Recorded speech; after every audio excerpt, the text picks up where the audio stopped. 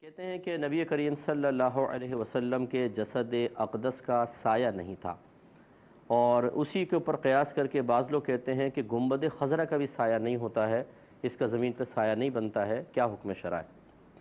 دیکھیں، یہ تو حدیثیں موجود ہیں، چاہے کوئی ان کو ضعف ان کا ظاہر کرنے کی کوشش کرے، لیکن بہر الفضائل کے باب میں اگر ضعیف حدیث بھی ہو تو معتبر ہوتی ہے کہ نبی کریم صلی اللہ علیہ وسلم کے جسم اقدس کا سایہ نہیں بنا کرتا تھا، اور اس میں حکمت بالغہ یہی نظر آتی ہے کہ اللہ تبارک و تعالیٰ کو یہ منظور نہ تھا کہ حبیب کریم صلی اللہ علیہ وسلم کے سائے پہ کوئی اپنا گندا پیر ناپاک پاؤں رکھے، تو سرکار کے جسم اقدس کا سایہ بنتا ہی نہیں تھا۔ تو یہ تو ہے، حدیثوں سے معلوم ہے، موجود ہے، اگرچہ کوئی اس میں اختلاف کرے کہ ان حدیثوں پہ کلام کرے وہ الگ بات ہے، لیکن باقاعدہ مضمون موجود ہے، اور ہمارا عقیدہ یہی ہے کہ نبی کریم صلی اللہ علیہ وسلم کے جسم اقدس کا سایہ نہیں بنتا تھا۔ لیکن گنبد خضرا کے بارے میں جو یہ دعویٰ ہے، یہ بھی اسی طریقے کے دعوے ہیں جیسے لوگ خیالی طور پر پہلے بنا لیتے ہیں، یا کسی نے ایک جگہ کسی اسٹیج پر اس چیز کو بیان کر دیا، پھر وہ چیز معروف ہوتی چلی گئی اور وہ لوگوں نے اس کو ہی حقیقت سمجھ لیا۔ ایسا ہرگز نہیں ہوتا۔ آپ مطلب انٹرنیٹ پہ چلے جائیں، گنبد خضرا لکھ کر آپ کلک کریں، بہت ساری پکچرز آپ کے سامنے آ جائیں گی، ان میں آپ خود دیکھ لیجیے گا کہ سایہ باقاعدہ بن رہا ہے، تو یہ ایسی کوئی بات نہیں ہے۔ محمد سرکار مدینہ صلی اللہ تعالی علیہ وآلہ وسلم کا سایہ مبارک زمین پر نہیں پڑتا تھا، ایسا سوال آیا ہے۔ جی ہاں، میرے آقا صلی اللہ تعالی علیہ وآلہ وسلم کا سایہ مبارکہ زمین پر نہیں پڑتا تھا،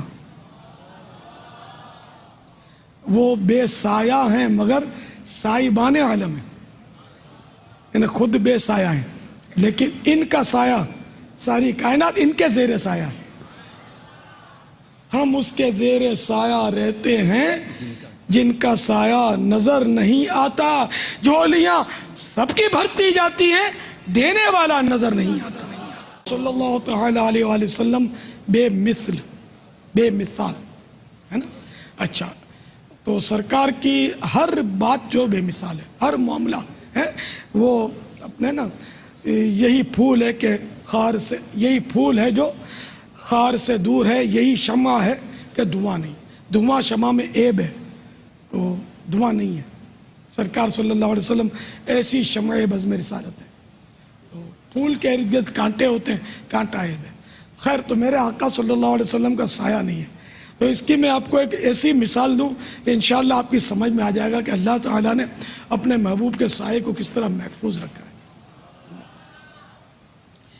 آپ جا رہے ہیں دھوپ میں، راستے میں گٹر کا پانی بہہ رہا ہے، سایہ کہاں پڑے گا؟ سمجھ گئے؟ تو میرے آقا کا سایہ ایسے یکتا کے لیے ایسی ہی یکتائی ہو، بے سایہ۔ سایہ کیوں پڑے ایسی جگہ پر کہ جہاں معاذ اللہ قدموں تلے روندا جائے یا نعوذ باللہ؟ سوال ہی نہیں ہے۔ میرے آقا کا بدن منور ایسا ہے کہ اس پر کبھی مکھی نہیں بیٹھی، الحمدللہ۔ ہم گندے ہیں، مکھیاں بن بناتی ہم پر، میرے آقا تو سارے اچھوں سے۔ اسی کانٹیکسٹ میں انشاءاللہ آپ صلی اللہ علیہ وسلم کے سایہ مبارک کے حوالے سے گفتگو کریں گے، اور دوسرا ٹاپک ڈسکس کریں گے انشاءاللہ آیت سجدہ کے اوپر، جو آیت سجدہ کے اوپر ہم سجدہ کرتے ہیں تلاوت کے اوپر۔ تو بھائیو، سورۃ النحل کی آیت نمبر 48، 49 اور 50 سے ہمیں یہ بات پتہ چلی کہ اللہ تعالیٰ کو ہر شے سجدہ کر رہی ہے اس کے سایوں کی فارم میں، چاہے وہ خود سجدہ کرے نہ کرے، جتنی بھی مٹیریل چیزیں ہیں ان کے سائے خود بخود اللہ کو بائی ڈیفالٹ سجدہ کر رہے ہیں۔ جب صبح کے وقت سورج نکلتا ہے تو اتنی لمبا سایہ ہوتا ہے گویا کہ وہ مغرب کی طرف اللہ تعالیٰ کو سجدہ کر رہے ہیں، اور جب شام کو غروب ہونے لگتا ہے تو گویا مشرق کی طرف وہ اللہ تعالیٰ کو اس کا سایہ سجدہ کر رہا ہوتا ہے۔ یہ سائے لوٹتے رہتے ہیں،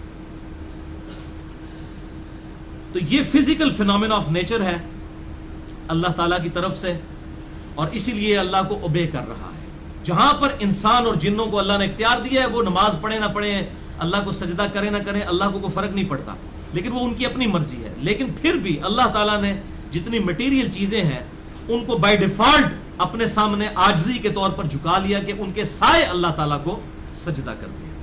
تو یہ فزیکل فینومینا آف نیچر ہے اور اپنی اصل کے اندر ہے کہ مٹیریل چیزیں جتنی بھی ہیں ان کے سائے ایگزسٹ کرتے ہیں، الا یہ کہ یہ بات نص قطعی سے ثابت ہو جائے کہ کسی چیز کا سایہ نہیں ہے. استثناء جب ثابت ہو جائے گا پھر ہم فزیکل فینومینا آف نیچر کو سائڈ پہ کر دیں گے. ہم کہیں گے فزیکل فینومینا آف نیچر، قانون قدرت تو یہ ہے لیکن اس معاملے میں یہ استثناء ہے، ایکسیپشن ہے. اور یہ ایکسیپشن جو بندہ کلیم کرے گا ہمیشہ اس دعویٰ کرنے والے کے اوپر دلیل ہوگی. نبی اکرم صلی اللہ علیہ وسلم کے تعلق سے کچھ لوگ بیان کرتے ہیں کہ آپ کا سایہ نہیں تھا. تو دیکھیے ایسی بات نہیں ہے.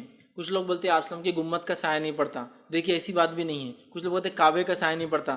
ایسی بات بھی نہیں ہے. ایک زمانہ تھا جب ٹورس ٹریولز آسان نہیں تھے، حج عمرہ جانا مشکل تھا، اسی طرح مسجد نبوی کی زیارت کو جانا ممکن نہیں تھا، لوگ سفر لمبے لمبے کرتے تھے، فوٹوگرافی عام نہیں تھی. تب تک تو یہ پھینکم پھاک والی باتیں بالکل درست تھی. سایہ نہیں پڑتا، اب دیکھے نہیں تو وہاں نہیں پڑتا. اب کوئی بھی جاتا نا، جو لوگوں کی عقیدے پہلے جاتے ہو پیچھے مسجد نبوی کے سایہ، اب پورا سایہ پڑتا ہو، صبح سے جو شروع ہوتا سایہ گنبد کا شام تک. ارے یار، تو پھر اب نئی بات بولے پہلے گناہگار لوگ کم آتے تھے نا تو سایہ نہیں آتا تھا، اب گناہ بڑھ گئے تو بولے سایہ بڑھ گیا. باتیں تو ایسی اللہ رحم کرے، ایک سے ایک حوالے ہے، ایک سے ایک دلائل ہے. اب تو پول کھل گئے نا، پوری کعبے کا سایہ بھی آپ کو دکھتا ہے، آپ مدینے کا سایہ بھی دیکھ سکتے ہیں. نبی اکرم صلی اللہ علیہ وسلم بشر تھے، انسان تھے، اور انسان ہونے کے ناطے آپ انہی اجزاء، انہی چیزوں سے بنے تھے جس سے انسان بنتے ہیں، جس کا تقاضا یہ تھا. آپ کوئی نور نہیں تھے کہ روشنی پاس ہو جائے، یا ٹرانسپیرنٹ نہیں تھے، جس کا تقاضا یہ تھا کہ آپ صلی اللہ علیہ وسلم کا سایہ پڑتا تھا. جس کے تعلق روایتیں مائی عائشہ رضی اللہ عنہا نے ایک مرتبہ اپنی ایک بہن کو، مطلب آپ کی دوسری بیوی کو ایک مرتبہ طنز مارنے کے لیے کہا. وہ یہودن حضرت صفیہ رضی اللہ عنہا کو آپ نے چڑ میں اور تھوڑا سا جو ہے ناراضگی کا اظہار کرنے کے لیے کہا وہ یہودن کہنے سے اللہ کے رسول صلی اللہ علیہ وسلم بڑے ناراض ہوئے، اتنے ناراض ہوئے کہ ماں عائشہ خود فرماتی ہے کہ اللہ کے رسول صلی اللہ علیہ وسلم تقریباً 4 مہینے میرے پاس نہیں آئے. اب مجھے ایسا لگا کہ اللہ کے رسول شاید مجھے طلاق دے دے، نہ آئے اس جملے کی وجہ سے. تو انہوں نے کیا کیا، اپنی کھاٹ جو ہے آپ جس پہ لیٹتے تھے اٹھا کر بازو رکھ دی، روایت میں آتا.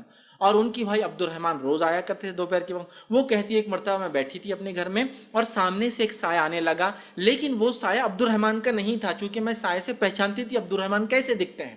اور وہ سایہ میری طرف آنے لگا. جب وہ سایہ مجھ سے قریب آیا، جیسا کہ آپ اندر بیٹھے، روشنی سامنے ساری کوئی آیا تو دیکھیں نا سایہ بڑھتا، سایہ میرے طرف، تو میں پہچان گئی کہ یہ اللہ کے رسول صلی اللہ علیہ وسلم کا سایہ ہے. اور اس کے بعد آپ صلی اللہ علیہ وسلم پیچھے سے اندر داخل ہوئے.